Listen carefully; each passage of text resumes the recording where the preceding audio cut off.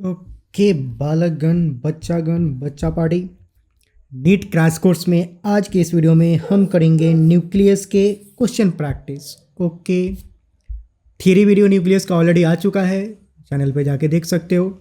I would highly recommend कि पहले वो वीडियो देख लो, या फिर पहले से तुमने अगर न्यूक्लियस के मतलब थियरी वगैरह देख रखा है, फॉर्मूले देख रखे, तो फिर ठीक है, क्वेश्चन सॉल्व करने की तैयारी हो तुम।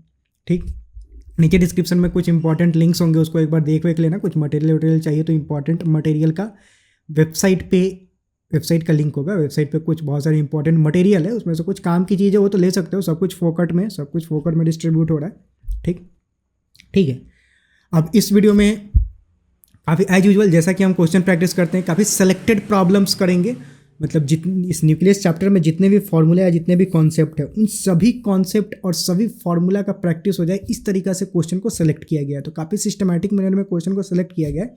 हर टॉपिक वाइज हम क्वेश्चन प्रैक्टिस करेंगे, और ये मतलब पूरा वीडियो अगर जितने क्वेश्चन करेंगे वो कवर कर लोगे, तो मतलब जितने भी टॉपिक हैं वो सारे ही टॉपिक से तुम्हारा क्वेश्चन कंप्लीट हो जाएगा। ठीक, जो इंपॉर्टेंट टॉपिक है उससे रिपीटेड क्वेश्चन भी लिया गया है। PY Qs plus non PY Qs का मिक्स होगा ये क्वेश्चन प्रैक्टिस। ठीक, तो ठीक है, बिना कुछ फर्दर बकवास किए हुए धुरंधर 2.0 शुरू करते हैं और एकदम धड़ाधड़ क्वेश्चन प्रैक्टिस चालू करते हैं। ठीक, पहला सवाल आपके सामने स्क्रीन पे atomic nucleus, nuclear size and nuclear density से रिलेटेड ये सब कुछ क्वेश्चन है। ठीक, टॉपिक ऊपर आते जाएगा। ठीक, देखते जाना मतलब। ठीक है, तो सवाल क्या बोल रहा है? सवाल बोल रहा है the constituent of atomic nuclei are believed to be what. Nuclei का जो कॉन्स्टिट्यूएंट होता है, मतलब किस चीज़ से मिल के बना होता है, ऐसा माना जाता है कि वो किससे मिल के बना होता है? प्रोटॉन और न्यूट्रॉन से। मतलब फर्स्ट वाला ऑप्शन जो होगा वो करेक्ट होगा। न्यूक्लियस का कंस्टिट्यूएंट क्या होता है, मतलब वो किससे मिल के बना है? प्रोटॉन से मिल के, और न्यूट्रॉन और न्यूट्रॉन दोनों से मिल के बना है। इलेक्ट्रॉन तो चारों तरफ चक्कर लगाता है। ठीक, अगला सवाल, two nuclei have their mass number in the ratio 1:3। The ratio of their nuclear density will be what. अब हमें पता है कि जो न्यूक्लियर डेंसिटी होता है वो कांस्टेंट होता है। बेसिकली किसी भी चीज़ का न्यूक्लियर डेंसिटी ऑलमोस्ट कांस्टेंट ही रहता है। जो रेडियस का फॉर्मूला होता है R=R0, मतलब R0 a⁻1/3, यहाँ पे a जो होता है वो मास नंबर होता है। तो जो डेंसिटी होता है क्या? Mass by volume. Mass by volume means a, और वॉल्यूम मीन्स 4/3 पाई r³ मतलब R0 क्यूब, और a क्या 1/3 क्यूब करेगा तो a ही हो जाएगा। a कैंसिल हो जाएगा। तो बेसिकली वो a से इंडिपेंडेंट होता है। ये कांस्टेंट, ये भी कांस्टेंट, तो जो डेंसिटी होता है वो ऑलमोस्ट कांस्टेंट ही रहता है। ठीक, इसका वैल्यू निकाल के कैलकुलेट कर सकते हो क्या होगा, पर वो कांस्टेंट होता है। तो कांस्टेंट होता है मतलब रेशियो सेम होगा। मतलब किसी भी दो मटेरियल हो, चाहे ये मास डेंसिटी का रेशियो कुछ भी हो, मास डेंसिटी पे तो मतलब मास डेंसिटी नहीं, मास नंबर का रेशियो कोई भी हो, कुछ भी हो, मास नंबर पे तो डेंसिटी डिपेंड ही नहीं कर रहा है, वो तो कट फट जा रहा है। तो मास नंबर से डेंसिटी जो होता है वो इंडिपेंडेंट होता है, वो डिपेंड ही नहीं करता है। तो रेशियो किसी भी का भी लो, ρ1/ρ2 जो होगा वो 1:1 के बराबर ही होगा, यानी कि सेकंड ऑप्शन जो होगा वो करेक्ट हो जाएगा। अगला सवाल लेते हैं। अगला सवाल क्या बोल रहा है? In the nucleus of this the number of proton, neutron and electron will be what. मतलब ये न्यूक्लियस अगर है तो उसमें कितने प्रोटॉन, न्यूट्रॉन ये सब हैं? तो 11Na23 ऐसा दे रखा है। तो इसमें नंबर ऑफ प्रोटॉन जो है वो 11 है। ठीक, प्रोटॉन प्लस न्यूट्रॉन जो है वो 23 है। प्रोटॉन का नंबर 11 प्लस n=23। तो जो न्यूट्रॉन होगा वो क्या? 23 माइनस 11, वो कितना हो जाएगा? 1 to 12 हो जाएगा। ठीक, तो जो मतलब ये मास नंबर होता है वो क्या? बेसिकली प्रोटॉन और न्यूट्रॉन के बारे में, इसको अच्छा इसको मास नंबर बोलते हैं, इसको एटॉमिक नंबर होता है। एटॉमिक नंबर जो होता है वो प्रोटॉन के बराबर होता है। मास नंबर जो होता है वो प्रोटॉन प्लस न्यूट्रॉन के बराबर होता है। तो ये 23, तो वहाँ से इस प्रोटॉन के नंबर को चेप देंगे तो न्यूट्रॉन का नंबर अपने को मिल जाएगा। और हम जानते हैं कि अगर एटम न्यूट्रल है तो जितना प्रोटॉन होगा उतना ही इलेक्ट्रॉन होगा। तो इलेक्ट्रॉन का नंबर प्रोटॉन के बराबर होगा। प्रोटॉन का नंबर कितना है? 11। तो प्रोटॉन, न्यूट्रॉन और इलेक्ट्रॉन पूछा जा रहा है, तो फाइनल आंसर क्या रिपोर्ट करेंगे? मतलब प्रोटॉन, न्यूट्रॉन और इलेक्ट्रॉन पूछा जा रहा है, तो प्रोटॉन 11, न्यूट्रॉन 12 और इलेक्ट्रॉन भी 11। न्यूट्रॉन 12 और प्रोटॉन यहाँ पे 11। तो 11 12 11 11 12 11 ऑप्शन में शौरी 11 12 जीरो दे रखा है क्योंकि यहाँ पे जो है nucleus of this the number of proton neutron electron क्या होगा, मतलब न्यूक्लियस के अंदर पूछा जा रहा है, अंदर कितना होगा, तो इलेक्ट्रॉन का नंबर जीरो होगा। सॉरी फॉर दैट, इलेक्ट्रॉन का जो नंबर होगा वो न्यूक्लियस के अंदर तो जीरो होगा, इलेक्ट्रॉन जो होता है वो बाहर होता है। मेरे को लगा एटम में पूछ रहा है, सॉरी। क्वेश्चन थोड़ा ध्यान से सीखिए, ये कि क्वेश्चन ध्यान से पढ़ना चाहिए, भले ही मास्टर क्यों ना हो, क्वेश्चन थोड़ा सा ध्यान से पढ़ो, गलती हो सकता है। तो यहाँ पे न्यूक्लियस के अंदर पूछा जा रहा है, न्यूक्लियस के अंदर तो इलेक्ट्रॉन होगा नहीं, तो इलेक्ट्रॉन का नंबर क्या होगा, जीरो। बाहर होगा, एटम में अगर पूछता तब ये 11 12 11 सही होता, पर बाहर पूछ रहा है तो बाहर तो इलेक्ट्रॉन का नंबर क्या होगा, जीरो होगा। सॉरी, अंदर पूछ रहा है, न्यूक्लियस के अंदर पूछ रहा है, तो न्यूक्लियस के अंदर इलेक्ट्रॉन का नंबर कितना होगा, जीरो होगा। Sorry for that. यानी कि जो फर्स्ट ऑप्शन होगा वो करेक्ट हो जाएगा, ठीक। अब भाग भरोसे 11 12 11 ऑप्शन में नहीं था, अगर ऑप्शन में रहता तो टिक मार के निकल लेते, तो वो मतलब भाग भरोसे यहाँ बच गए। पर ये ध्यान में रखना चाहिए कि मतलब सवाल चाहे कितने, और देखो मैंने पहले भी वीडियो में बोला हूँ कि जो गलतियाँ होती है वो इजी क्वेश्चन में ही होता है, डिफ़िकल्ट क्वेश्चन में तो गलती नहीं होगा, वो सॉल्व होगा नहीं तो नहीं होगा, ईजी में गलतियाँ होती है। तो ये बहुत ही ईजी क्वेश्चन था, तो न्यूक्लियस के अंदर पूछ रहा है, मैं एटम में कंसीडर कर लिया सवाल को ध्यान से ना पढ़ते हुए। तो ये बात अब मैं इसको चाहूँगा तो डिलीट कर सकता हूँ वीडियो से, पर ऐसा करूँगा नहीं, क्योंकि तुम्हें भी सीख लेना चाहिए कि गलती हो सकती है किसी से भी, जज मत करना। मतलब मास्टर यूट्यूब में ऐसे ही व्यूज़ नहीं आ रहे हैं और तुम जज करने भी बैठ जाओगे तो रायता फैल जाएगा। भरोसा रखो, मतलब आगे बहुत सारी चीज़ें करने वाले हैं। If the mass number of an atom is this and its electronic configuration is this, the number of neutron and proton in the nucleus will be what? ठीक है, अब यहाँ पे दे रखा है कि mass number of an atom, mass number क्या होता है, प्रोटॉन प्लस न्यूट्रॉन होता है, उसकी वैल्यू दे रखा है 40, ठीक है। इलेक्ट्रॉनिक कॉन्फ़िगरेशन पूछ रहा है, दे रखा है, इलेक्ट्रॉनिक कॉन्फ़िगरेशन दे रखा है, इससे हम number of electron basically count कर सकते हैं। बेसिकली इलेक्ट्रॉनिक कॉन्फ़िगरेशन का हमारे लिए कोई मतलब नहीं है, केमिस्ट्री में होता है, पर ये जो दे रखा है इससे हम नंबर ऑफ इलेक्ट्रॉन काउंट कर सकते हैं। ये जो होते हैं वो क्या है, नंबर ऑफ इलेक्ट्रॉन से टोटल, तो टोटल नंबर ऑफ इलेक्ट्रॉन हम इससे पता कर सकते हैं। तो टोटल नंबर ऑफ इलेक्ट्रॉन यहाँ पे क्या हो जाएगा, अगर इन सबको ऐड करें तो 2 + 2 4, 4 + 6 10, 12, 12 + 6 18, जो इलेक्ट्रॉन का नंबर होगा वो 18 हो गया यहाँ पे, ये हमें पता चल गया, ठीक। तो अब इससे हम क्या, number of neutron and proton पूछ रहा है इन द न्यूक्लियस, न्यूट्रॉन और प्रोटॉन का नंबर पूछ रहा है, ठीक है। तो एटम में अगर इतना इलेक्ट्रॉन है तो न्यूक्लियस के अंदर उतना ही प्रोटॉन होगा, क्योंकि एटम में नंबर ऑफ प्रोटॉन और नंबर ऑफ इलेक्ट्रॉन क्या होता है, बराबर होता है, तो दोनों बराबर होगा। तो electron is equal to proton होता है, इलेक्ट्रॉन का नंबर 18 तो वो प्रोटॉन के नंबर के बराबर होगा।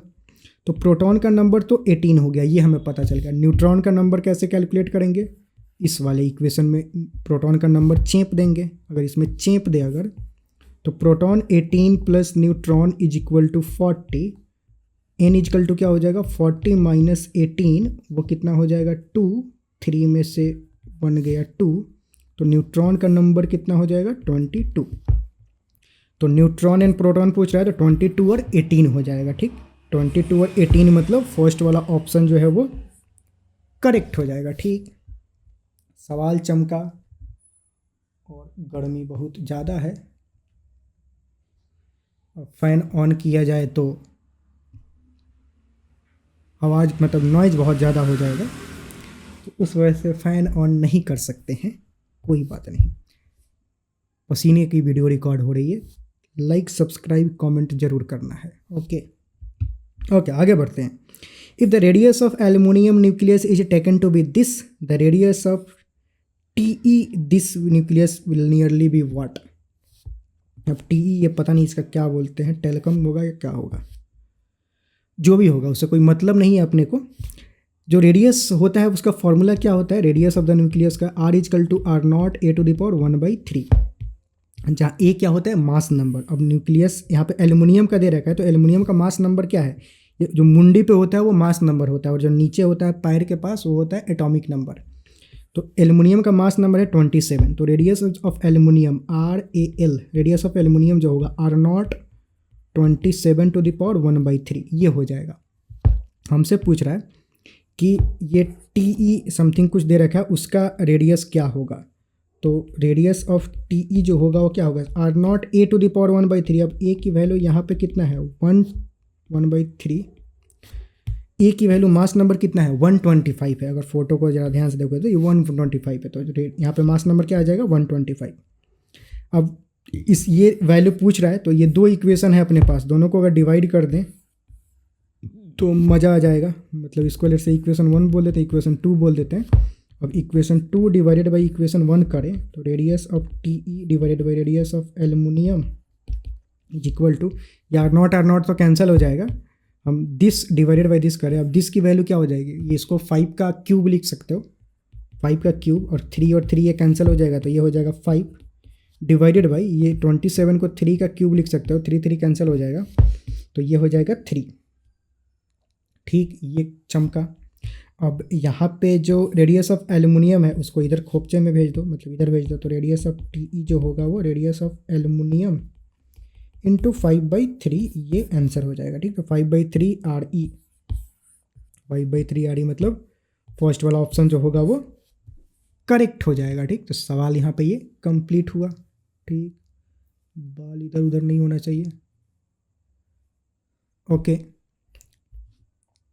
यहाँ पे बाल खड़ा हो जा रहा है।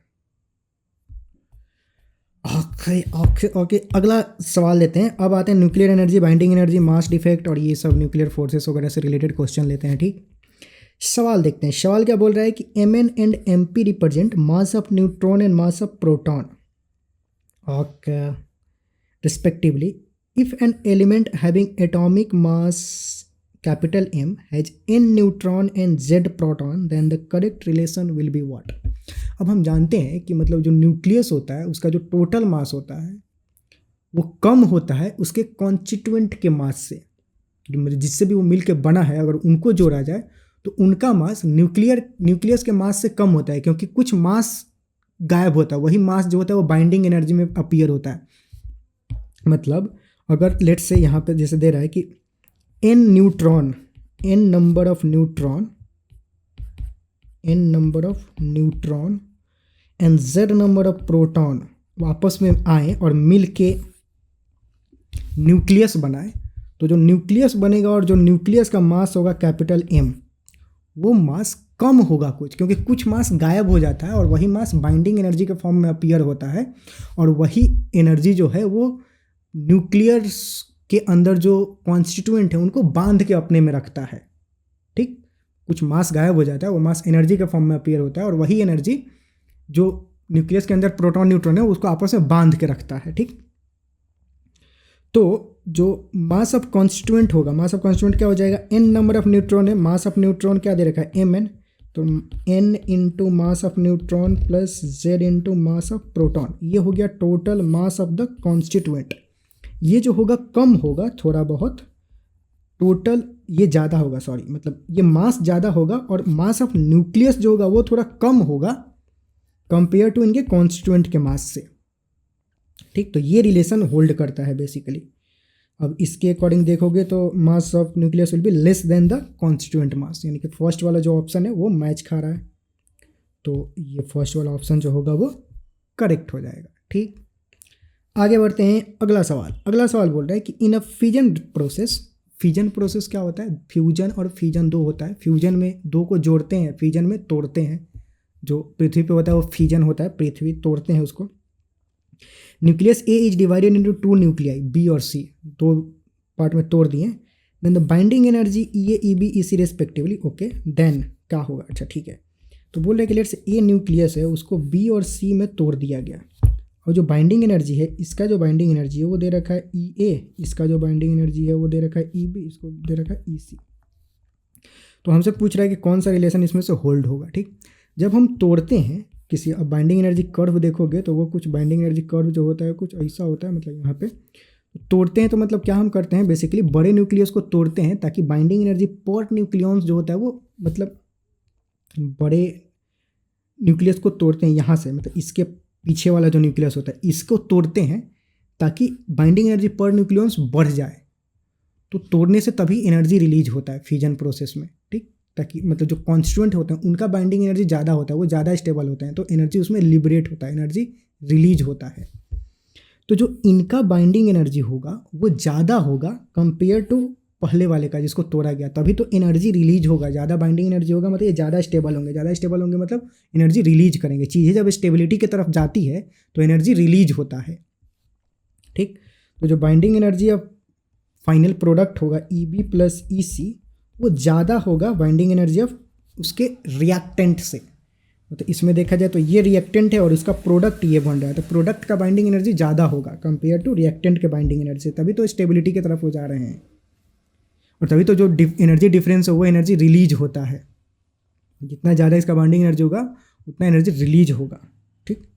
तो EB plus EC is greater than EA, मतलब सेकेंड वाला जो ऑप्शन होगा वो करेक्ट हो जाएगा, ठीक। तो सवाल यहाँ पे ये कंप्लीट हुआ। अगला सवाल देखते हैं। आगे बोल रहा है energy released as the mass of 2 AMU is converted into energy, ठीक है। मतलब मास एनर्जी का कन्वर्जन है, जो आइंस्टीन का इक्वेशन था E=mc² वो यूज कर देंगे, ठीक।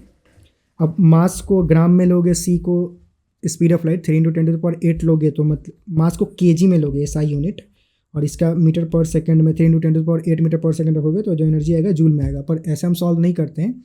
अगर मास AMU में दे रखा है तो हमें पता होता है, मतलब एक नंबर याद रखना काफ़ी ज़रूरी है। अगर मास 1 AMU हो और इंटू C² करोगे तो वो जो होता है उसको इलेक्ट्रॉन वोल्ट में अगर एनर्जी कैलकुलेट करोगे तो ये एनर्जी होता है 931.5 इलेक्ट्रॉन वोल्ट के बराबर। ये नंबर याद रखेंगे।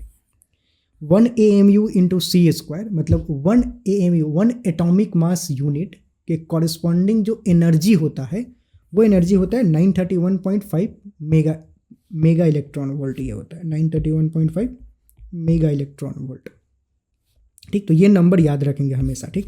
अब यहाँ पे 2 AMU के कॉरस्पॉन्डिंग पूछ रहा है तो ठीक है, तो एनर्जी 2 AMU इंटू C²। अब इसको 2 × 1 AMU इंटू C² लिख सकते हो, और 1 AMU इंटू C² जो होगा वो किसके बराबर होता है 931.5 मेगा इलेक्ट्रॉन वोल्ट के बराबर, ठीक। तो ये कितना हो जाएगा 5 दूना के 10 के 0 हाथ में 1, 2 1 3, 3 दूना के 6, 9 दूना के 18, तो 1863 मेगा इलेक्ट्रॉन वोल्ट जो होगा वो एनर्जी हो जाएगा। 1863 मतलब थर्ड वाला जो ऑप्शन है वो करेक्ट हो जाएगा, ठीक। तो सवाल ये समझ में आया, तो ये मतलब आंसर हो गया। ये नंबर याद रखोगे तो ऐसे इस तरीके के सवाल करना इजी हो जाता है, नहीं तो अगर पूरा नंबर पुट करने चले गए तो रायता फैल जाएगा, वैसे नहीं करना है, ठीक। ठीक है, तो ये हमने थ्योरी वीडियो में भी डिस्कस कर रखा है ये नंबर याद करने को, ठीक। ठीक है, आगे बढ़ते हैं। अगला सवाल, अब इस सवाल को लेते हैं। अब इसमें थोड़ा सा पूरा रायता फैलने वाला है, ठीक है। देखते हैं। The energy required to separate the typical middle mass nucleus this into its constituent nucleons is what, ठीक है। मतलब दे रखा है कि SN 3 होता है शायद 50 और 120, मतलब एटॉमिक नंबर 50 और मास नंबर 120 है। इसको इसके न्यूक्लियस को इसके कॉन्स्टिट्यूएंट में तोड़ देना है, मतलब इसको 100 मतलब 50 प्रोटॉन है तो 50 प्रोटॉन अलग अलग कर देना है, 50 प्रोटॉन। और इसमें न्यूट्रॉन कितने हैं, ये प्रोटॉन प्लस न्यूट्रॉन जो है 120 है, प्रोटॉन जो है प्रोटॉन 50 है तो न्यूट्रॉन 70 हो जाएगा। तो जो 50 प्रोटॉन है उसको अलग कर दो और जो 70 न्यूट्रॉन है उसको पूरा अलग कर दो, तो कितना एनर्जी इसमें हमें सप्लाई करना पड़ेगा उसको पूरा तोड़ने के लिए, ये कैलकुलेट करना है, ठीक। तो बेसिकली एक तरह से न्यूक्लियर रिएक्शन है कि जो उसका रिएक्टेंट है वो क्या है, ये वाला चीज़ है, ये रिएक्टेंट है और ये प्रोडक्ट है। और इसमें कितना एनर्जी हमें सप्लाई करना होगा वो हमें कैलकुलेट करना है, ठीक। तो कितना एनर्जी सप्लाई करना होगा, तो जो भी मास डिफेक्ट पहले तो कैलकुलेट करेंगे, मास डिफेक्ट कितना होगा, total mass of this plus total mass of this, ये मास ऑफ प्रोडक्ट हो जाएगा, mass of product minus mass of reactant, जो भी मास डिफरेंस है उतना एनर्जी उस जो भी मास डिफेक्ट है और उस मास डिफेक्ट के कॉरस्पॉन्डिंग जो एनर्जी है वो एनर्जी हमें सप्लाई करना पड़ेगा, ठीक। तो इसको कैसे करेंगे, जो एनर्जी कैलकुलेट करेंगे मास, पहले तो मास डिफेक्ट कैलकुलेट करेंगे, डेल्टा M इंटू C²। और डेल्टा M क्या होगा, मास डिफेक्ट यहाँ पे क्या होगा, मास ऑफ कॉन्स्टिट्यूएंट, मतलब 70 times of mass of neutron plus 50 times of mass of proton, ये हो गया mass of constituent minus initial mass, मतलब मास ऑफ न्यूक्लियस, इसका मास का न्यूक्लियस का मास टोटल, ये मास डिफेक्ट हो गया। अब इस मास डिफेक्ट को यहाँ पे डालेंगे, इंटू C² कर देंगे तो अपने को एनर्जी मिल जाएगा। ठीक, अब इसको कैलकुलेट करते हैं। अब इसके लिए ये तीनों चीज़ दे रखा है यहाँ पे, जो इसका टीन का मास है, टोटल न्यूक्लियस का मास है वो दे रखा है, ये मास, ये प्रोटॉन का बेसिकली मास है, हाइड्रोजन का मास दे रखा है, तो मतलब मास ऑफ प्रोटॉन ये दे रखा है, और मास ऑफ न्यूट्रॉन जो है वो ये दे रखा है। तो सब कुछ दे रखा है, इसमें हम वैल्यू पुट करेंगे। अब रायता फैलेगा वैल्यू पुट करने में, क्योंकि डिजिट में सब जाता है। ठीक है, करते हैं ज़रा। तो इसको करें, इसको खोपचे में थोड़ा ले ऊपर, जगह बहुत लगने वाली है। ठीक है, तो 70 times of mass of neutron, mass of neutron मतलब 1.00865, ये मास ऑफ न्यूट्रॉन हो गया, plus 50 times of mass of proton, mass of proton 1.00783 हो गया, ये मास ऑफ प्रोटॉन हो गया, माइनस मास ऑफ टीन, ये यहाँ पे दे रखा है 119.902199। ठीक है, अब इसको कैलकुलेट करें तो क्या होगा, पूरा का पूरा रायता फैलेगा। अब मैं इसको कैलकुलेटर से कैलकुलेट कर रहा हूँ, तुम भी मतलब कैलकुलेटर ले लो। इसको कैलकुलेट करना है तो पूरा रायता का रायता फैलेगा, 70 इंटू 1.0086665, मतलब अगर देखना हो तो देख भी सकते हो शायद। एक मिनट,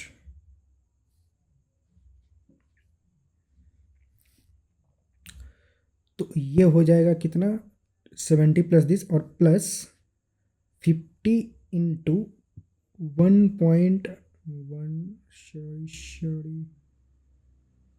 50 इंटू 1.00783, मतलब ये वाला मसाला डाल दिए,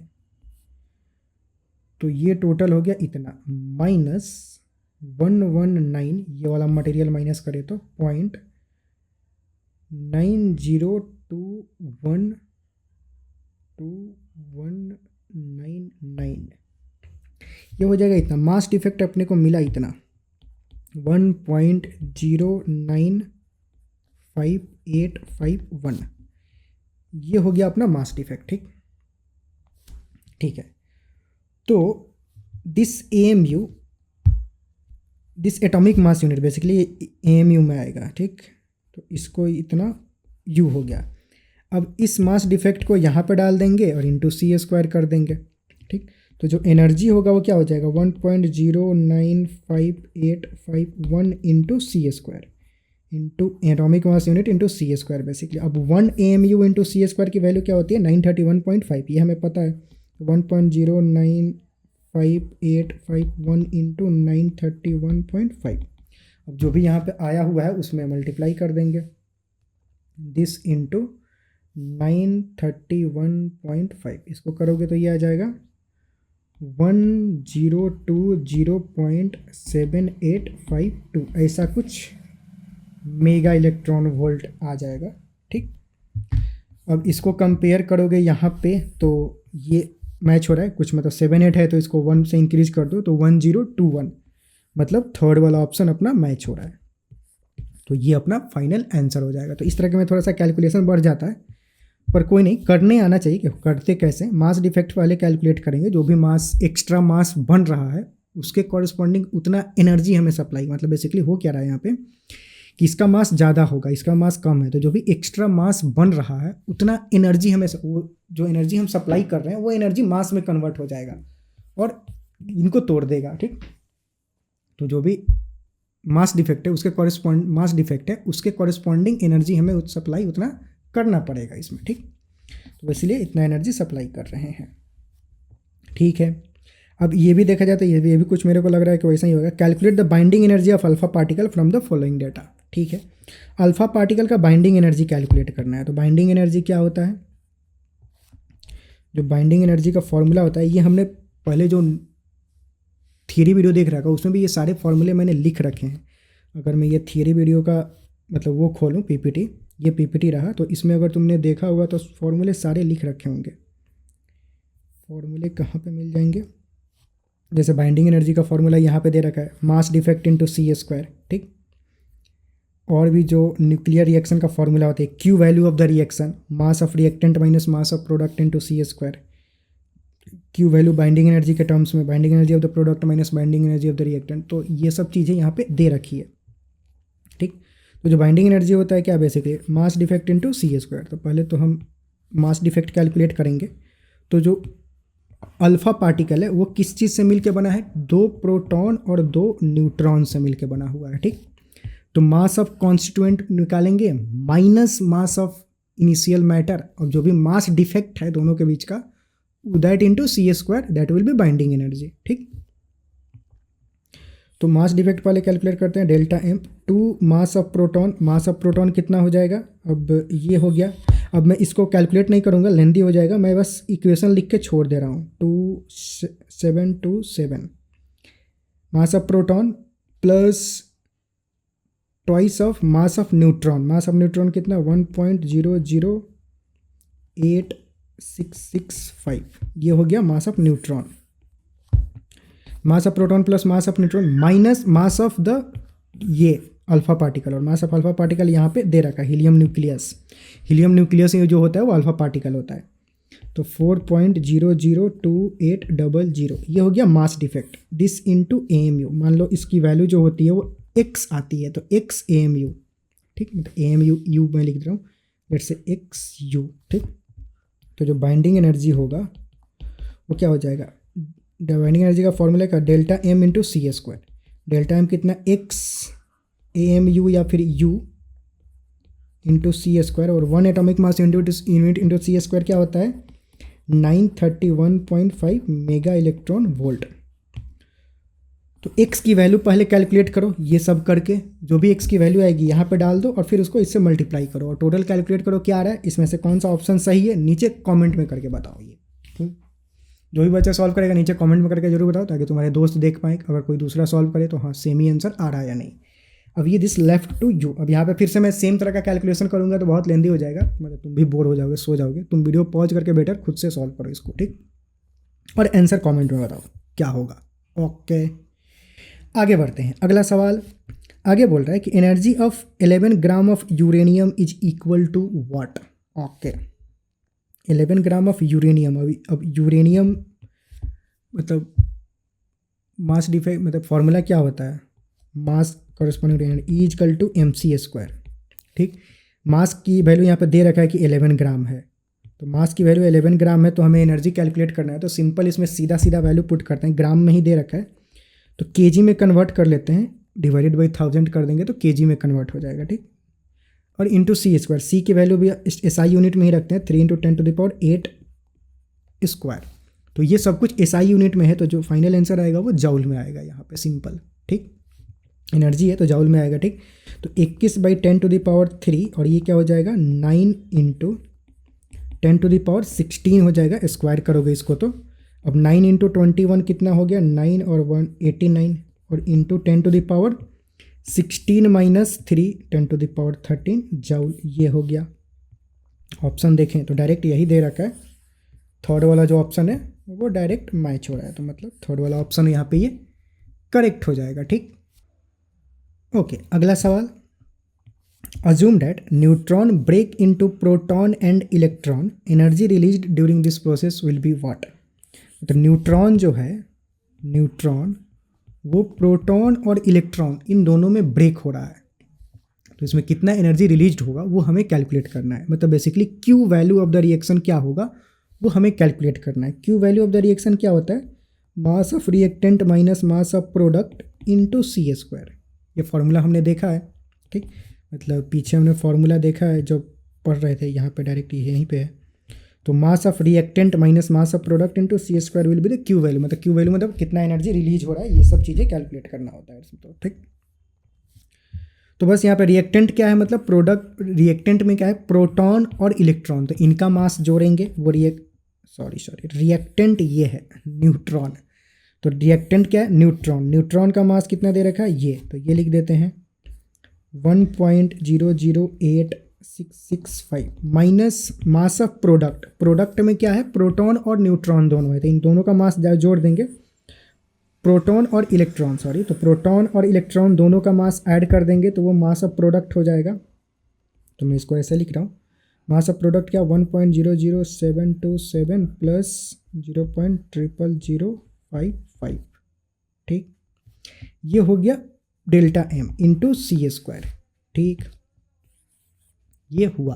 अब इसको जरा कैलकुलेट कर ही लेते हैं, ये मतलब इजीली हो सकता है, आई होप कि 1.008665 माइनस, इन दोनों को जोड़ दे तो क्या होगा, ये तीन डिजिट पे 5 यहाँ पे जोड़ना है, ठीक है, तो 7 5 12 के 2 हाथ में 1 5 2 7 1 8 और 700.1 ये हो जाएगा इंटू सी स्क्वायर। अब इसको सब्ट्रैक्ट करें तो क्या, ये कितना डिजिट है, 2 2 4 2 6 डिजिट, 2 2 4 1 5 ही डिजिट है, ठीक है, तो 5 जो होगा यहाँ पे 0 से नीचे आएगा, ठीक, तो सब्ट्रैक्ट करेंगे तो क्या, 5 माइनस 0 5, 6 माइनस 2 4, 6 16 माइनस 8 8, तो ये 7 हो जाएगा, 7 माइनस 7 0, और फिर ये 00, तो 00.1 minus 1 0, this into C square, ठीक। अब ये जो है ये AMU में है, एटॉमिक मास यूनिट, तो 1 atomic mass unit into C square, मतलब ये जो है यहाँ पे क्या लिखोगे, 1 इतना atomic mass unit into C square. अब 1 AMU इंटू सी स्क्वायर क्या होता है, 931.5 मेगा इलेक्ट्रॉन वोल्ट, तो वो डाल देंगे, तो 0.0000845 इंटू 931.5 मेगा इलेक्ट्रॉन वोल्ट, इसको मल्टीप्लाई कर लेंगे, ठीक। अब मैं अगेन कैलकुलेटर यूज कर ले रहा हूँ यहाँ पे, 0.0000845 इंटू 931.5, 0.787 कुछ समथिंग आ रहा है मेगा इलेक्ट्रॉन वोल्ट हो जाएगा, ठीक। तो 0.787 मतलब 0.79 इसको ले सकते हो, बाकी तो 7 के यहाँ है नहीं, तो 787 को राउंड फिगर करोगे तो यहाँ पे 9 आ जाएगा, ठीक, तो मतलब सेकंड वाला ऑप्शन जो है वो करेक्ट हो जाएगा, ठीक। तो ये अपना मतलब फाइनल आंसर हुआ, ओके। आगे बढ़ते हैं, अगला सवाल आगे बोल रहा है कि energy release in the fission of 1 gram of uranium 235 in joule given that energy release पर फिजन इज दिस। अब ये सवाल समझेंगे, सवाल बोल क्या रहा है, सवाल बोल रहा है कि 1 ग्राम अगर यूरेनियम 235 लिया जाए तो उसका फिजन कराया जाए,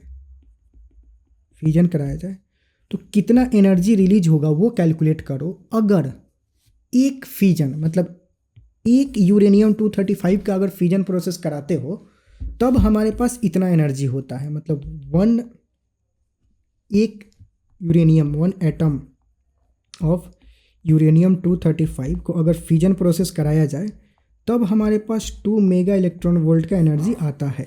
तो 1 ग्राम यूरेनियम 235 कराया जाए तो कितना एनर्जी आएगा, निकलेगा, वो कैलकुलेट करना है। सवाल समझ में आया? तो पहले तो हम ये काउंट करेंगे कि 1 ग्राम यूरेनियम 235 में कितने एटम हैं यूरेनियम 235 के, वो कैलकुलेट करेंगे, और हर एटम इतना एनर्जी दे रहा है वो हमें पता है, तो टोटल एनर्जी कैलकुलेट कर लेंगे, ठीक। तो 1 ग्राम में कितना एटम है ये कैसे कैलकुलेट करेंगे, यूरेनियम का ये 235 क्या दे रखा है, मॉलिक्यूलर मास, मतलब एटॉमिक मास, तो ये क्या होता है, मतलब इसका मतलब होता है कि 235 ग्राम अगर यूरेनियम 235 लोगे तो उसमें 1 मोल ऑफ यूरेनियम 235 होगा, ठीक। इतना ग्राम इसका लोगे तो उसमें 1 मोल यूरेनियम 235 होगा। 1 मोल मतलब क्या, 1 मोल मतलब नंबर दे रखा है, मतलब 1 मोल मतलब 6.023 इंटू 10⁻23 एटम होगा, इतना एटम होगा उसके अंदर। तो 1 ग्राम में कितना एटम होगा, 1 ग्राम में कितना एटम होगा, 6.023 इंटू 10⁻23 डिवाइडेड बाई 235, इतना एटम होगा, ठीक, 1 ग्राम में। तो वही हमसे पूछा जा रहा है कि अच्छा 1 ग्राम में इतना एटम होगा और एक एटम से इतना एनर्जी आ रहा है, तो टोटल एनर्जी कितना आएगा? तो अब लिख सकते हो टोटल एनर्जी जो होगा, एटम कितने हैं 6.023023 इंटू 10⁻23 डिवाइडेड बाई 235, इतने एटम हो गए और एक एटम से कितना एनर्जी रिलीज हो रहा है? 200 मेगा इलेक्ट्रॉन वोल्ट। ठीक, मेगा इलेक्ट्रॉन वोल्ट का मतलब क्या होता है कि अब यहाँ पे हमसे पूछा जा रहा है कि जाउल में कन्वर्ट करना है भाई साहब, कि एनर्जी प्रोसेस गिवन, कहीं तो बोल रखा था the energy release by the fusion of in joule, यहाँ पे तो जाउल में कैलकुलेट करना है, तो मेगा इलेक्ट्रॉन वोल्ट को हम जाउल में कन्वर्ट करेंगे। मेगा मतलब क्या होता है 10⁻6, और 1 इलेक्ट्रॉन वोल्ट में कितना एनर्जी होता है 1 EV इक्वल टू क्या 1.6 इंटू 10⁻⁻19 जाउल। ठीक, तो बस 1 इलेक्ट्रॉन वोल्ट के बदले यहाँ पे क्या लिख देंगे 1.6 इंटू 10⁻⁻19 जाउल, तो ये जो एनर्जी होगा वो जाउल में कन्वर्ट हो जाएगा। ठीक, तो अब ये लंबा सा कुछ इक्वेशन बना, इसको सॉल्व कर लो तो फाइनल आंसर आ जाएगा। लेट्स से करते हैं। ठीक, पहले 10 के पावर को निपटाएं, तो 10⁻⁻19 प्लस 23, तो ये क्या हो जाएगा 10⁻4 हो जाएगा। 10⁻4 और 10⁻6 ये 10⁻10 हो जाएगा, तो 10⁻10 हो जाएगा यहाँ पे। ये इधर और क्या बचा 201.6 और ये सब मसाला बचा, इसको लेते हैं एक साथ। 200 इंटू 1.6 इंटू 6.023 बाई 235, ये टोटल एनर्जी। ठीक, अच्छा ये जो होगा वो समथिंग कुछ 1 से 10 के बीच में नंबर होगा मेरे को लग रहा है, और 10⁻10 होगा, तो होपफुली इसी के बराबर होना चाहिए, मतलब कुछ तो, पर कैलकुलेट कर लेते हैं एक बार। इसको मल्टीप्लाई करें तो क्या होगा, अच्छा बिना कैलकुलेटर का करना हो तो कैसे करोगे, मतलब अप्रॉक्सीमेट अगर लाना हो तो 1.6 को इससे मल्टीप्लाई करोगे तो कितना होगा, या फिर 1.6 को पहले इससे मल्टीप्लाई, इसको अप्रॉक्सीमेटली 6 ले सकते हो, थोड़ा सा राउंड फिगर खेलते हैं, इसको 6 ले सकते हैं। ठीक, 16 इंटू 6 कितना हो जाएगा 96, तो 9.6 हो जाएगा ये, तो इसको हम लिख सकते हैं इन दोनों को मिला के 9.6, और 9.6 को अगर 200 से मल्टीप्लाई किया जाए तो कितना होगा, 96 को 2 से मल्टीप्लाई करोगे तो कितना होगा 6 दूना के 12, 9 दूना के 18, 19, और इंटू 100 करोगे तो एक जीरो और आ जाएगा, मतलब यहाँ पर डेसिमल आता, पर 100 से मल्टीप्लाई करोगे तो वो 10 हो जाएगा, तो 9060 डिवाइडेड बाई 235 इंटू 10⁻10। अब ये दिख रहा है कि मतलब ये कितना 8 टाइम्स में जाएगा, कुछ समथिंग होगा, मतलब 8.2 यहाँ पे दे भी रखा है, 8 दूना के 1600 और कुछ समथिंग आएगा, मतलब लेट से अगर इसको 230 ले लिया जाए, मतलब 8 पॉइंट समथिंग कुछ तो होगा, इतना तो मतलब गेस हो पा रहा होगा कि 8 से इसको मल्टीप्लाई करोगे तो मतलब कुछ तो जाएगा। ठीक, कैलकुलेट कर भी सकते हो, ये इजी है, मैं एग्जैक्ट कैलकुलेट करने जाऊंगा नहीं, मेरे को पता है कि समथिंग 8 पॉइंट समथिंग कुछ तो आने वाला है, इंटू 10⁻10 होगा। और मैं ऑप्शन को अगर देखूँ तो 10⁻10 के साथ 8 यही वाला है, मतलब ये 0 से 10 के बीच में एक नंबर होगा, और 10⁻10 सिर्फ यही वाला है, तो मतलब ऑप्शन ऑब्वियस है कि यही होगा। अब ऐसा नहीं कि मेरे को पहले से पता था और मैं गेस कर रहा हूँ, ये देख के भी यहाँ पे गेस कर सकते हो ऐसे। ठीक, और ऐसा ही तुम्हें फाइनल एग्जाम में करना भी, अगर टाइम बचाना चाहते हो, लेकिन कॉन्फिडेंट हो तो, अगर कॉन्फिडेंट नहीं हो तो कैलकुलेट कर लो, इसको एग्जैक्टली इसको इससे डिवाइड कर लो और फिर एग्जैक्ट नंबर आ जाएगा। ठीक, जैसे अभी तो इसमें 5 से काट कूट भी सकते हो, 5 से इसको काटोगे तो 5 से ये 4 टाइम्स में 7, और 5 से इसको काटोगे तो मतलब क्या हो जाएगा, 5 से 5 3 जा 15, 4 45, 5 9 जा 5 2 जा, इतना हो जाएगा। अब इसको कुछ डिवाइड कर लो, मतलब इसको अप्रॉक्सीमेटली 50 तुम ले सकते हो, तो 50 करके कुछ तो कर लो तो आ जाएगा, कुछ 8 के नज़दीक ही आएगा। 58 जब 400, ये 390 है, तो मतलब 8 के आसपास कुछ नंबर आएगा, तो ये थर्ड ऑप्शन बेसिकली यहाँ पे ये करेक्ट हो जाएगा। ठीक, इतना जाउल हुआ। ओके, ठीक है, आगे बढ़ते हैं, अगला सवाल देखते हैं। अगला सवाल बोल रहा है कि MP denotes mass of proton, MN denotes mass of neutron. Okay, A given nucleus of binding energy Be contain n proton and n neutron. Okay, and mass this of the nucleus is given by, अच्छा तो पहले तो binding energy of the nucleus का अगर हम expression लिखें, binding energy of the nucleus, तो वो क्या होता है, mass of product minus mass of reactant, वो मास डिफेक्ट होगा। मास डिफेक्ट मतलब बाइंडिंग एनर्जी क्या होता है, mass defect into C square. Mass defect क्या होगा, मास ऑफ प्रोडक्ट, प्रोडक्ट क्या है यहाँ पे, मतलब वो कॉन्स्टिट्यूएंट, मतलब बाइंडिंग एनर्जी क्या होता है, कॉन्स्टिट्यूएंट का मास और जो फाइनल प्रोडक्ट है उसका मास का डिफरेंस। ठीक, तो कॉन्स्टिट्यूएंट का मास कितना हो जाएगा यहाँ पे, इसमें n नंबर ऑफ प्रोटॉन और n proton and n neutron. यहाँ पे n नहीं है, यहाँ पे z लिख रखा है, z प्रोटॉन और n न्यूट्रॉन होना चाहिए, z प्रोटॉन यहाँ पे z होना चाहिए, टाइपिंग मिस्टेक है, sorry, z proton and n neutron are there. ठीक, तो इंडिविजुअल कॉन्स्टिट्यूएंट का मास कितना हो जाएगा, z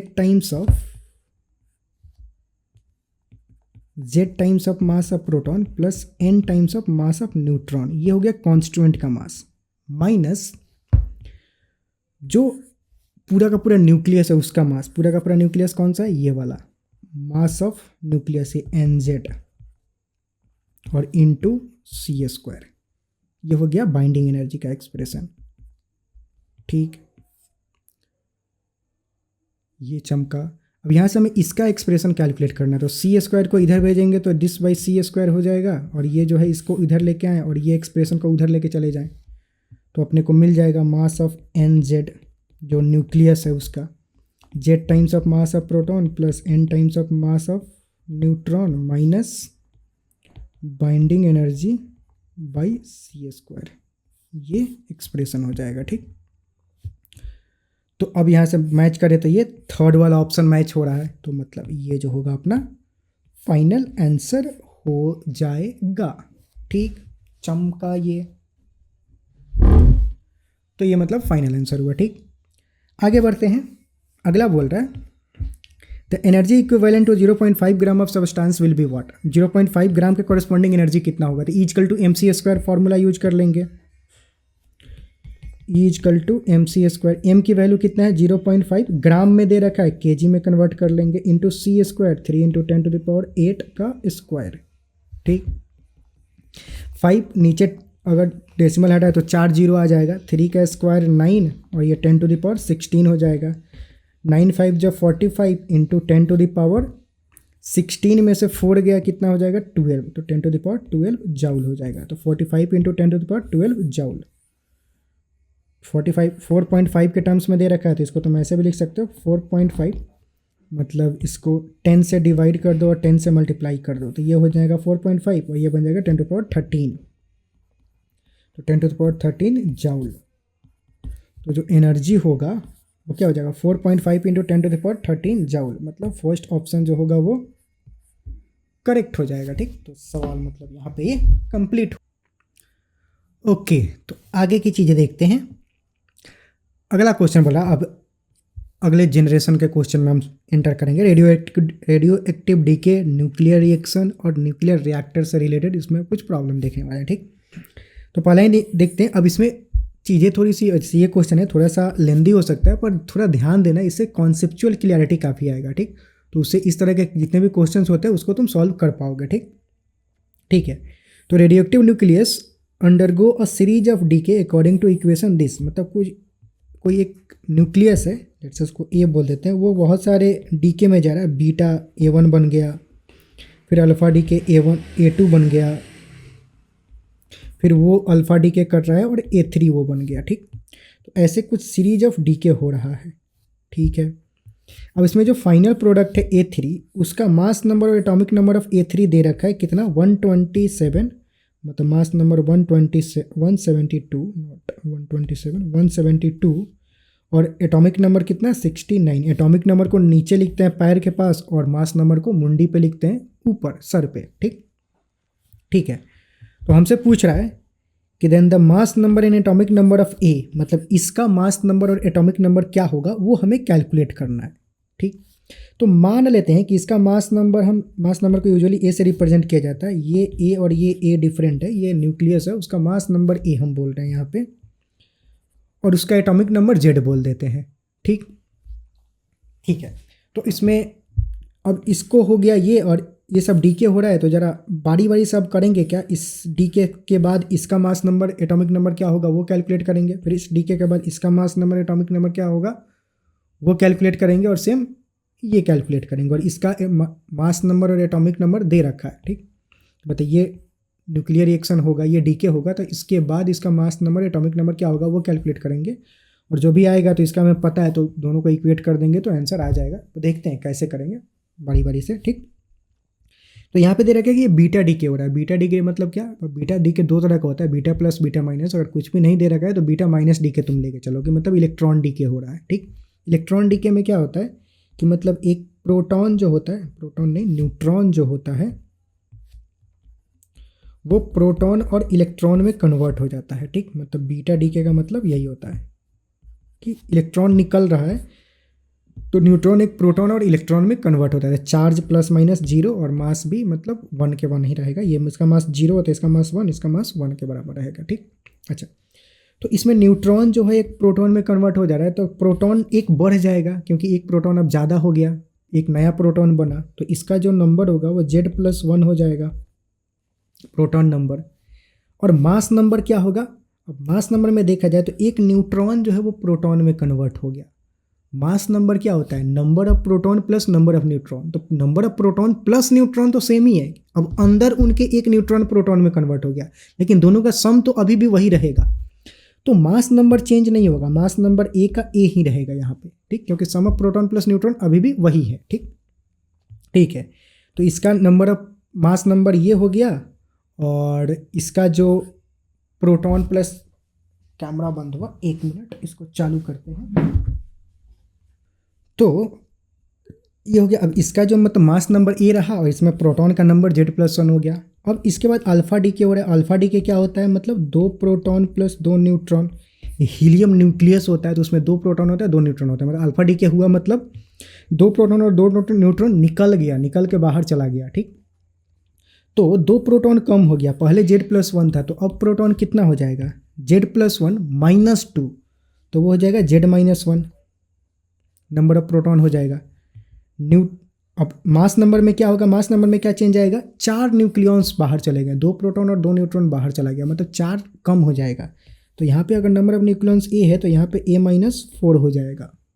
ठीक, तो इसका ये मास नंबर और ये एटॉमिक नंबर हो गया। अब इसके बाद अगर जाया जाए तो फिर अगेन अल्फा डीके हो रहा है, मतलब अगेन 2 प्रोटॉन 2 न्यूट्रॉन इसमें से गायब हो जाएंगे। तो 2 प्रोटॉन गायब हुआ तो यहाँ पे क्या हो जाएगा, ये Z-1 -2 करेंगे तो ये Z-3 हो जाएगा, यहाँ पे Z-3 हो जाएगा।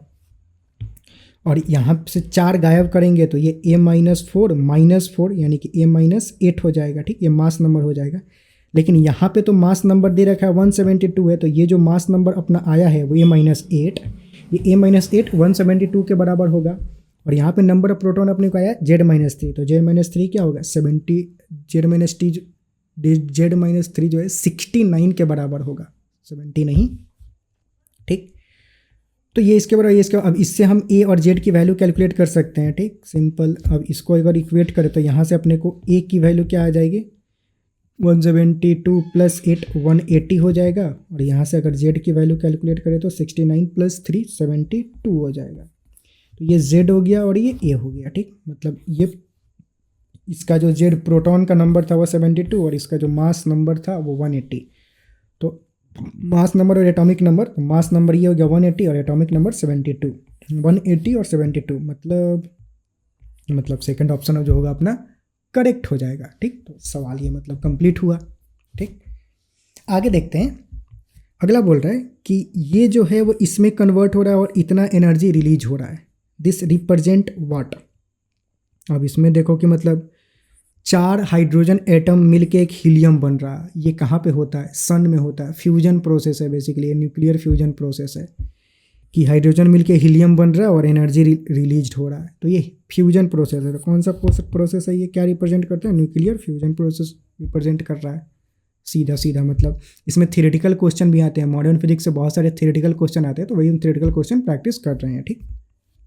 ठीक है, आगे देखते हैं। और ये बोल रहा है कि in the following nuclear reaction the value of x will be what, मतलब इसका वैल्यू क्या होगा। ठीक है, तो न्यूक्लियर रिएक्शन को जरा ध्यान से देखोगे यहाँ पे, तो ये न्यूक्लियर रिएक्शन दे रखा है। अब न्यूक्लियर रिएक्शन में क्या होता है कि ये जो नंबर ऑफ प्रोटॉन होता है वो कंजर्व रहता है और जो टोटल मास होता है वो भी कंजर्व रहता है, ठीक। तो यहाँ पे मास 1 है, इधर टोटल मास कितना है 14 + 4 18 है, 18 है, और यहाँ पे मास यहाँ पे 1 है, तो यहाँ पे क्या होना चाहिए 17 होना चाहिए। तो इसका मास नंबर कितना होना चाहिए 17 होना चाहिए, ठीक। ठीक है, नीचे का अगर इक्वेट करें तो 7 + 2 कितना हो गया 9 प्रोटॉन, यहाँ पे एक प्रोटॉन है तो इधर 9 और इधर 1 हो गया, तो यहाँ पे 8 होना चाहिए ताकि 8 + 1 इधर भी 9 हो जाए। तो मतलब 7 + 2 9 -1 कर देंगे तो 8 आ जाएगा, तो 8 प्रोटॉन यहाँ पे होना चाहिए, ठीक। तो 8 प्रोटॉन और 17 एटॉमिक मास, ठीक। से 8 प्रोटॉन किस में होता है, नंबर ऑफ प्रोटॉन मतलब Z, atomic number Z basically 8 किसका होता है ऑक्सीजन का होता है। तो ऑक्सीजन में यहाँ पे दो चीज़ है, तो ऑक्सीजन 8 और 17 होना चाहिए, यहाँ पे 7 और 16 है तो वो गलत है, 8 और 17 मतलब ये करेक्ट मैच हो रहा है कि एटॉमिक नंबर 8 किसका होता है। अब यहाँ भी 8 17 दे रखा है, ये ध्यान दोगे तो, लेकिन 8 प्रोटॉन जो होता है 8 एटॉमिक नंबर नाइट्रोजन का नहीं होता है, नाइट्रोजन का एटॉमिक नंबर 7 होता है, तो यहाँ 7 होना चाहिए था, मतलब 7 होता तब ये सही होता। यहाँ पे 8 है तो 8 एटॉमिक नंबर ऑक्सीजन का होता है, तो वो, और ये दो हमने ऑलरेडी कैलकुलेट कर लिया है तो वो मैच हो रहा है, तो यानी कि जो सेकंड ऑप्शन होगा वो करेक्ट हो जाएगा, ठीक। ठीक है, आगे बढ़ते हैं, अगला सवाल। अब ये PYQs भी है। In the given nuclear reaction the element X will be what, मतलब ये एलिमेंट क्या होगा, सेम वैसे ही है। अब यहाँ पे देखो, यहाँ पे मतलब इस न्यूक्लियर रिएक्शन में ये कुछ न्यूक्लियस दे रखा है, यहाँ पे E+ क्या होता है positron, electron proton into neutron, yes positron होता है, मतलब सॉरी ये पॉजिट्रॉन होता है। पॉजिट्रॉन में क्या होता है कि मतलब इसका मास नंबर तो 0 होता है, लेकिन नंबर ऑफ प्रोटॉन इसमें 1 काउंट करते हैं हम, क्योंकि इस पर प्लस चार्ज होता है, ये इलेक्ट्रॉन के तरह ही है, पर इसमें इलेक्ट्रॉन पे माइनस चार्ज होता है, इस पर प्लस ई चार्ज होता है पॉजिट्रॉन पे, ठीक। तो प्लस ई चार्ज होता है तो इसको एक प्रोटॉन की तरह काउंट करते हैं, और इसका मास तो वही 0 ही काउंट करते हैं जैसा कि इलेक्ट्रॉन का मास काउंट करते हैं, ठीक। ये न्यूट्रिनो पार्टिकल है, तो न्यूट्रिनो या फिर एंटी न्यूट्रिनो का जो मास और मतलब एटॉमिक नंबर वो काउंट करते हैं 0 0 काउंट करते हैं, ठीक। ये पता होना चाहिए, ये चीज़ें हमने डिस्कस कर भी रखा है थियरी वाले वीडियो में, इसलिए मैं बोलता हूँ कि थियरी वाले वीडियो देख लो। मतलब अगर जैसे कि न्यूट्रिनो में 0 0 यहाँ पे, ठीक। ये इलेक्ट्रॉन है तो इलेक्ट्रॉन पे -1 काउंट करते हैं, लेकिन पॉजिट्रॉन पे देखो, ये पॉजिट्रॉन है, पॉजिट्रॉन इमिशन में ये 1 काउंट करते हैं और यहाँ पे 0 काउंट करते हैं, और ये तो मतलब न्यूट्रिनो पे 0 0 प्लस, न्यूट्रिनो प्लस है या फिर न्यूट्रिनो माइनस हो, उसका 0 0 ही काउंट करते हैं, ठीक। और पॉजिट्रॉन पे 1 0 काउंट करते हैं, एक प्रोटॉन और 0 उसका मास नंबर, ठीक। तो ये सिचुएशन हो गया, ठीक। अच्छा, अब इक्वेशन बैलेंस करें तो नीचे वाला सबका सम बराबर होना चाहिए, ठीक, ऊपर वाले सबका सम बराबर होना चाहिए, ठीक। तो ऊपर तो यहाँ पे 0 0 है तो ऊपर पूरा का पूरा 22 यहीं पे आ जाएगा, तो पूरा 22 यहाँ पे होना चाहिए, तो इसका जो 22 है यहाँ पे x जो का ऊपर जो होगा वो 22 हो जाएगा। नीचे की बात करें तो 11 है, यहाँ पे 1 यहाँ पे आ गया है, तो यहाँ पे 10 होना चाहिए कि 10 + 11 + 10 + 1 + 0 11 हो जाए, इधर भी 11 है तो इधर क्या होना चाहिए 10 होना चाहिए, ठीक। अब ये जो x है वो क्या 10 22, अब 10 22 देखा जाए तो यहाँ भी है 10 22 और कहीं है भी नहीं, तो और कहीं पे नहीं है, तो मतलब ऑब्वियस है कि यही वाला करेक्ट होगा, क्योंकि 10 22 तो सही है। अगर 2 होता तो फिर चेक करते कि एटॉमिक नंबर 10 किसका होता है, तो एटॉमिक नंबर 10 नियॉन का होता है, वो सही भी है, तो मतलब ये जो होगा वो करेक्ट हो जाएगा, ठीक। सवाल सिंपल से ही होते हैं, बस टेक्निक पता होना चाहिए कि इसको सॉल्व करते कैसे हैं। ये इक्वेशन बैलेंसिंग टाइप का है, केमिस्ट्री में अगर किए होगे तो वैसे मतलब बैलेंस करके सॉल्व करते हैं। ये PYQ है, मतलब 2022 में आया हुआ है, ठीक। ये भी PYQ जैसे 2024 में आया हुआ है, ठीक। अब इसको कैलकुलेट करते हैं। ये पहला जो क्वेश्चन हमने किया था न्यूक्लियर रिएक्शन का, उससे रिलेटेड वैसा कुछ है, ठीक। और इसमें ये एक न्यूक्लियर रिएक्शन यहाँ पे दे रखा है, in the nuclear emission state above the mass number and atomic number of the product, इसका मास नंबर एटॉमिक नंबर क्या होगा वो हमें कैलकुलेट करना है। इनिशियल दे रखा है, ये सारे रिएक्शन हो रहे हैं, यहाँ पे क्या होगा वो हमें कैलकुलेट करना है। पिछले वाले में उल्टा था जो हमने किया था, ये दे रखा था, इधर हमका कैलकुलेट करना था। कोई नहीं, इसको ज़रा एक बार फिर से लिख लेते हैं। X82 290 अल्फ़ा पार्टिकल गया, Y बना, फिर पॉजिट्रॉन गया, Z बना, फिर बीटा माइनस मतलब इलेक्ट्रॉन गया, पी बना, और फिर से एक इलेक्ट्रॉन गया, क्यू बना। ठीक ठीक है। अब यहाँ से अल्फा पार्टिकल गया, अल्फा पार्टिकल क्या होता है, अल्फा पार्टिकल निकला, अल्फा पार्टिकल क्या होता है, 2 proton 2 neutron, 2 proton plus 2 neutron. तो नीचे ये क्या है, Z proton number, atomic number मतलब प्रोटॉन नंबर, प्रोटॉन नंबर, इसमें से 2 प्रोटॉन निकल गया तो 2 प्रोटॉन कम हो जाएगा इधर। तो यहाँ से इसका क्या हो जाएगा, इधर 82 है तो 82 माइनस 2, इसका 80 हो जाएगा Z proton number. Mass number की बात करें तो मास नंबर में अल्फा पार्टिकल गया तो मास कितने गया, मतलब 4 न्यूक्लियॉन्स बाहर निकल गए, तो 4 एटॉमिक मास इसका कम हो जाएगा। इधर 290 है तो 290 माइनस 4 कितना हो जाएगा, 286 हो जाएगा ये। ठीक, अच्छा अब यहाँ पे क्या रिलीज हो रहा है, इलेक्ट्रॉन प्लस मतलब पॉजिट्रॉन रिलीज हो रहा है। अब ये पॉजिट्रॉन रिएक्शन होता क्या है कि मतलब एक प्रोटॉन जो होता है वो न्यूट्रॉन में कन्वर्ट हो जाए तो एक पॉजिट्रॉन रिलीज होता है, मतलब ऐसा ही रिएक्शन होता है कि एक प्रोटॉन न्यूट्रॉन में कन्वर्ट हो रहा होता है, ताकि चार्ज मतलब इधर इसका चार्ज 0 इसका चार्ज 1 होता है, इसका प्रोटॉन का चार्ज 1 बराबर रहेगा। तो एक प्रोटॉन खत्म होता है न्यूट्रॉन में बदलता है तब ये रिलीज होता है। मतलब अंदर हो क्या रहा है कि एक प्रोटॉन जो है वो न्यूट्रॉन में बदल जा रहा है, प्रोटॉन न्यूट्रॉन में मतलब बदल जा रहा है, तो मतलब प्रोटॉन कम हो गया एक, तो एक प्रोटॉन कम हो गया इधर, तो इधर 80 था तो इसका प्रोटॉन कितना हो जाएगा, एक कम हो जाएगा। इसको खोपचे में थोड़ा इधर लिख लेते हैं, कम हो जाएगा तो ये 80 माइनस 1 79 प्रोटॉन इसमें हो जाएगा। ठीक, प्रोटॉन न्यूट्रॉन में बदला तो मास नंबर में तो कोई भी चेंज नहीं आएगा, क्योंकि अभी भी प्रोटॉन प्लस न्यूट्रॉन जो है वो सेम ही रहेगा, क्योंकि प्रोटॉन न्यूट्रॉन, ये मास नंबर क्या होता है, प्रोटॉन प्लस न्यूट्रॉन। अब एक प्रोटॉन न्यूट्रॉन में बदल गया तो दोनों का सम तो वही रहेगा, दोनों का जो पहले जितना थे उतना ही रहेंगे, बस अंदर एक चीज़ दूसरे में बदल गया, पर दोनों का सम नहीं बदलेगा उससे। ठीक, तो ये 286 का 286 ही रहेगा यहाँ पे। ठीक, ये एक प्रोटॉन न्यूट्रॉन में, मतलब इसको समझाना क्या चाहूँ तो मतलब मान लो 5 प्रोटॉन है और 4 न्यूट्रॉन है, टोटल कितना हुआ 9। अब एक प्रोटॉन न्यूट्रॉन, 4 न्यूट्रॉन है, अब एक प्रोटॉन अगर न्यूट्रॉन में कन्वर्ट हो गया तो इधर क्या हो जाएगा, 4 प्रोटॉन और इधर क्या हो जाएगा 5 न्यूट्रॉन, लेकिन सम अभी भी कितना है 9 ही है। तो इसीलिए मैं बोल रहा हूँ कि प्रोटॉन न्यूट्रॉन में अगर कन्वर्ट हो जाए तो सम पे असर नहीं आता है, तो वो सम सेम ही रहेगा, दोनों का जोड़ जो होगा सेम ही रहेगा, तो ये मास नंबर सेम ही रहेगा। ठीक, अच्छा यहाँ बीटा माइनस डी के, बीटा माइनस डी के में क्या होता है, न्यूट्रॉन जो होता है वो प्रोटॉन और एक इलेक्ट्रॉन बन जाता है। ठीक, तो न्यूट्रॉन एक प्रोटॉन में कन्वर्ट होता है, तो एक प्रोटॉन यहाँ पे बढ़ गया, प्रोटॉन बन रहा है, प्रोटॉन बन, ये क्या है सिर्फ प्रोटॉन है, और एक नया प्रोटॉन और बन रहा है, तो इसका जो प्रोटॉन नंबर होगा वो कितना हो जाएगा, 79 + 1 80 हो जाएगा इसका प्रोटॉन नंबर। ठीक, अगेन मास में कोई भी चेंज नहीं आएगा, क्योंकि इंटरनली अपना न्यूट्रॉन और प्रोटॉन आपस में बदला बदली कर रहे हैं, तो उससे जो दोनों का सम होगा वो चेंज होगा नहीं, तो वो 286 का 286 ही रह जाएगा। ठीक, ये इलेक्ट्रॉन भी सेम तरीका का है, यही वाला डी के है, बीटा माइनस को ही इलेक्ट्रॉन डी के भी बोलते हैं, क्योंकि यहाँ पे इलेक्ट्रॉन ये रिलीज हो रहा होता है। ठीक, तो यही वाला मसाला है बेसिकली ये, इसको डबल करके यहाँ पे लिख दूँ। ठीक, तो यहाँ पे ये क्या है 80 है, 80 है तो यहाँ पे ये क्या हो जाएगा, अब यहाँ पे भी एक प्रोटॉन नया बन रहा है, नया बन रहा है तो एक प्रोटॉन और इंक्रीज हो जाएगा, तो जो 80 है वो कितना हो जाएगा 81 हो जाएगा। ठीक, यहाँ पे एक 286 था, 286 है तो मतलब नंबर ऑफ प्रोटॉन न्यूट्रॉन में तो कोई चेंज होगा नहीं, तो 286 का 286 ही रहेगा ये। ठीक, और ये 81 हो जाएगा। तो यहाँ पे पूछ रहा है कि जो फाइनल प्रोडक्ट होगा उसका मास नंबर एटॉमिक नंबर, तो मास नंबर 286 और एटॉमिक नंबर 81 हो जाएगा।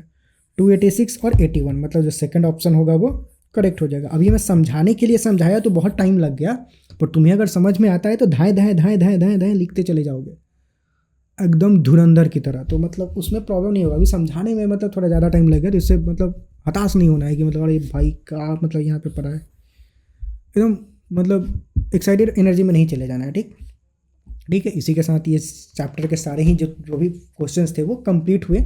हमने लगभग जितने भी फॉर्मूला है और जो भी कॉन्सेप्ट है इस चैप्टर का, सभी कॉन्सेप्ट सभी फॉर्मूले से हमने क्वेश्चन किया है। ठीक, तो काफ़ी क्रिस्टल क्लियर क्वेश्चन सेलेक्टेड होते हैं, कोई भी रैंडम क्वेश्चन हम किसी वीडियो में नहीं उठाते। ये करोगे तो कॉन्फिडेंस भी तुम्हारे अंदर आएगा, और इन सभी क्वेश्चन को तुमने अच्छे से कर लिया तो you are ready to go for NEET exam. ठीक, ठीक है, तो इसी के साथ इस वीडियो की समाप्ति करते हैं। लगभग 1 घंटा 10 मिनट के आसपास कुछ वीडियो बनेगा, पता नहीं रिकॉर्ड करने के बाद एडिट करने के बाद पता चलेगा, तुम्हें तो पता चल चुका होगा। ठीक है, मिलते हैं अगले वीडियो में।